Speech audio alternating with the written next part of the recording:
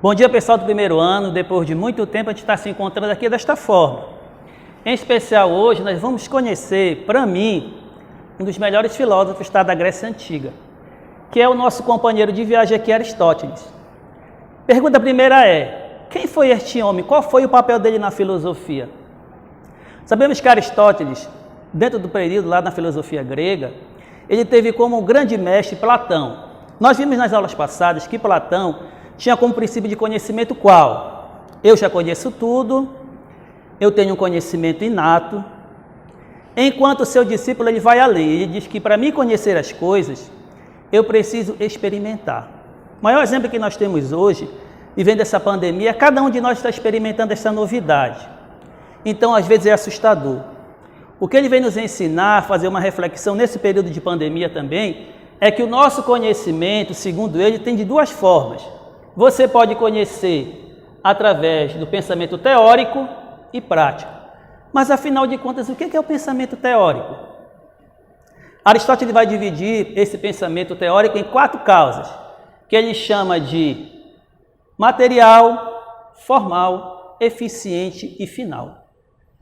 E o que seria esse conhecimento teórico? É toda a capacidade que nós temos racional para explicar por que algo acontece. Então, vivendo essa pandemia, a primeira pergunta que nós fazemos é o quê? Afinal de contas, por que isso está acontecendo? Qual é a motivação? Eu estou tentando buscar dessa forma racional para tentar entender quais são essas causas. Eu passo para o segundo momento, que é o prático, que é o conhecimento que possibilita agir, produzir sobre o nosso mundo. Então, agora tenho que ter uma atitude. Como é que eu vou agir nesse momento da pandemia, entrando no pensamento de Aristóteles? Quando ele passa a ser prático, eu tenho que agir de alguma forma. E nós sabemos que as pessoas nos convidam a usar o álcool gel, a você usar a máscara. Então, é a forma como eu vou agir nesse período. E ele dizia também que todos nós somos uma tábula rasa. Ou seja, todo conhecimento passa por uma experiência. Não há melhor momento do que esse da pandemia para a gente viver esse momento da experiência, porque é aqui que vai dizer de que forma nós vamos superar este momento na nossa existência. Dentre as causas que ele apresenta para nós no pensamento teórico, ele apresenta as 4 causas que eu apresentava anteriormente. Primeira causa, material. Do que é feito? Imaginemos que agora você está em casa, nessa pandemia descansando, e você pensa em criar alguma coisa. Hoje eu vou desenhar, hoje eu vou pintar, hoje eu vou escrever. Então você tem um material, que pode ser a folha de papel, pode ser o seu pincel, pode ser o seu quadro. Então você tem um material. Como exemplo, nós temos aqui o bloco de mármore, mas você pode ter sua caneta, seu caderno, qualquer material que você tiver, você imagina, coloca para se trabalhar. Segundo momento que nós temos das causas é a formal. Que forma tem isso daí? Você pode fazer o boneco de palito, você pode fazer o barquinho. A forma que você achar melhor possível, você desenvolve esse processo. Chegamos no terceiro momento, que é a causa eficiente, ou seja, quem é que fez isso? Nesse caso sou eu, sou você, é aquele desenho que você fez, aquela pintura, aquela gravura, a forma que você achar melhor possível. E temos o quarto momento, que é a final. Para que eu fiz isso? Pode ser para expressar um sentimento, um momento de dificuldade, uma situação. A partir dessas 4 causas que a gente vai entender como é que as coisas começam a acontecer no nosso cotidiano e na nossa vida. Dentro do conhecimento prático, como nós apresentamos, existe um dos melhores que todos nós falamos no cotidiano, que é a ética. Mas, afinal de contas, o que é ética? O que é ser ético? Aristóteles usa a expressão eudaimonia, ou seja, a felicidade. A filosofia tem um princípio que nos diz que o nosso fim último, aonde eu quero alcançar, aonde eu quero chegar, é a felicidade. Vários caminhos vão aparecer, várias dificuldades vão surgir, mas o nosso fim último, de todos nós, é encontrar a nossa felicidade. Vários motivos nós teremos, vários caminhos nós iremos fazer, mas a felicidade é o nosso fim último. E dentro desse processo ele apresenta para nós a ética como esse momento da felicidade. Existem 2 questões aí para a gente começar a observar. Um que ele chama de ação e outro que ele chama de política. No momento da ação, a gente vai imaginar o quê? Existe uma realização excelente de sua natureza, ou seja, Será que todos nós, ao nascermos dentro desse processo formativo, quando chegamos à maturidade, porque tem pessoas que têm determinado tipo de atitudes, alguém tem uma atitude maléfica, outro tem uma atitude bondosa, de onde vem esse processo todo? Será que o mal é uma coisa inata, eu já nasço com isso dentro de mim, e ao longo do tempo ele se desenvolve, ele se transforma, ele caminha? O que caracteriza e distingue cada um? Nós sabemos que ninguém é igual. A melhor riqueza humana que nós temos é a diferença. Vocês podem observar que nem gêmeos univitelinos são iguais. Todos nós temos as nossas distinções. A pior coisa do mundo é quando alguém compara você a alguém. Olha, você parece com fulano. Não, ninguém parece com ninguém. Nós somos exclusivos, nós somos únicos. E isso é a maior maravilha da nossa existência, é sabermos que nós somos seres únicos e nunca vai existir no mundo ou na história alguém parecido com a gente. E a nossa essência é o momento mais sublime, é sabermos que cada um de nós, ao longo do nosso tempo, nós vamos construindo o nosso processo formativo, através dos nossos contatos, das nossas participações em ambientes, você vai adquirindo certas situações. E a partir daí, desse processo da ética e da política, que é essa ação, através desses três momentos, surge o melhor de todos, que é a nossa política. Mas alguém pode perguntar, política serve para quê mesmo? Eu não gosto de política. O diferencial de Aristóteles para nós quer dizer que nós somos o zoopoliticon, ou seja, nós somos animais políticos. Tudo na nossa vida é política. Até no nosso nascimento teve que chegar o primeiro espermatozoide. Então quer dizer o quê? Isso é política, porque ele foi o primeiro que chegou, está aqui, cada um de nós, está eu aqui falando, vocês aí me ouvindo. Então, essa política ela corre todos os dias na nossa vida. Até quando você reclama de um preço de um determinado produto ou situação, isso é política. E dentro desse processo político, Aristóteles vai nos apresentar o quê?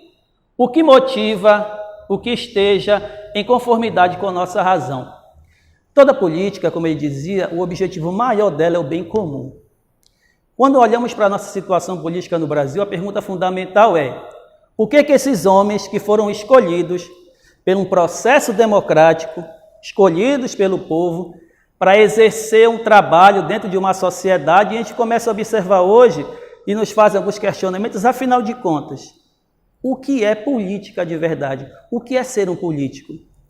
Quando todo político começa a olhar para si próprio, pensar naquilo que é melhor para ele, então é melhor que ele saia imediatamente desse processo político dentro da democracia, porque, como dizia Aristóteles, a política, o objetivo maior é o bem comum, ou seja, o que seja melhor para todos. Infelizmente, ou atualmente, a nossa política hoje, a preocupação maior é para um exclusivo A, para um exclusivo B. Não.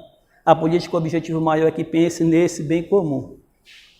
E o Aristóteles, ao longo do tempo, nesse processo todo político, ele começou a se preocupar com isso também.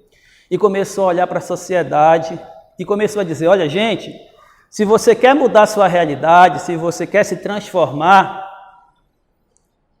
passe pela experiência. E esse momento que a gente vive hoje, da pandemia, dentro do conhecimento aristotélico, essa experiência ela vai ser única na nossa existência. Daqui a 10, 15, 40, 50 anos vai ser um momento de reflexão e para saber o que a gente pode fazer quando futuramente vier acontecer de outra forma. Porque nós sabemos que tudo que acontece na nossa existência não é um acaso. É um momento de reflexão, de pensamento, de busca. Imagine hoje que você está em casa, aí sentado, assistindo a sua televisão, com o seu celular na mão, e começa a se perguntar, qual é a minha capacidade racional para explicar por que tudo está acontecendo? Será que você parou para pensar que esse momento é da reflexão para você avaliar esse estar em casa, estar com os seus? Quantas e quantas vezes você estava lá em casa e às vezes você não viveu esses momentos com a sua família? Por algum motivo, você gastou seu tempo com outras coisas. Existe uma concepção filosófica que tempo não se perde, tempo se ganha. Mas que loucura é essa? Como é que eu vou ganhar o tempo? A gente escuta essa expressão perder tempo. Todo o tempo que você tem é ganho. Agora, a maneira como você vai trabalhar com esse tempo é que vai determinar. Porque nós temos, na nossa concepção, nós temos um tempo que nós chamamos de cronológico. Ou seja, existe aquele período de 1 hora, 2 horas, 3. Na filosofia, não. Hoje, que eu fiz no início dessa videoaula, já é passado. Quando eu sair daqui, é um passado.